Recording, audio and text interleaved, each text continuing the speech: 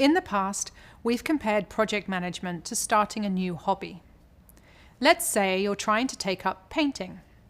In order to paint, you'll need to purchase, or in other words, procure, paint supplies and materials. So, first, you ask yourself, what supplies will you need? What kind of paint will you start with? Do you want to try oil paint, watercolor, or acrylic? Will you paint on canvas, wood, or paper? You need to research these choices before you procure your materials.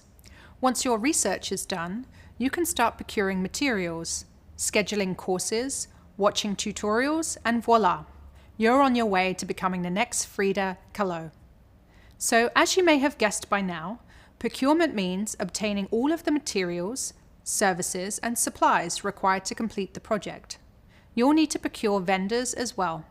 Vendors are individuals or businesses who provide essential goods and services.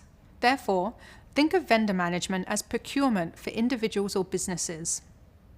Vendor management covers the activities included in researching and sourcing vendors. Instead of materials, vendor management is often a matter of sourcing for a specific service or talent and then managing that relationship. Sourcing talent includes researching and obtaining estimated costs from different partner companies you may use on a project. You'll typically use vendors when they provide specialized skills that aren't available within your company. Vendor management entails sourcing vendors, getting quotes for their work, deciphering which vendors will best fulfill your needs, negotiating their contracts, setting deadlines for them, evaluating performance, and ensuring payments are made. It also entails familiarizing yourself with regulations like the Americans with Disabilities Act, if you're working in the US, for example.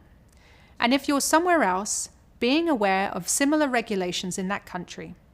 Keep in mind that not every project will require vendors or contractors, and so every project won't require vendor management. Let's revisit the example of contract workers in the context of Project Plant Pals at Office Green. Like many companies, Office Green doesn't have a copywriting department. So for the launch of Project Plant Pals, you'll need to use external resources to supply a contracted copywriter. This person is a necessary team member on the project because Office Green doesn't have copywriters or internal employee resources required to finish this task. This contractor, or team of contractors, will draft copy for the website for a slated amount of time, and then their work on this particular project will be complete. Awesome! Now that you know about procurement, in the next video, we'll discuss the different phases of the procurement process and how procurement differs depending on your approach to project management. See you then.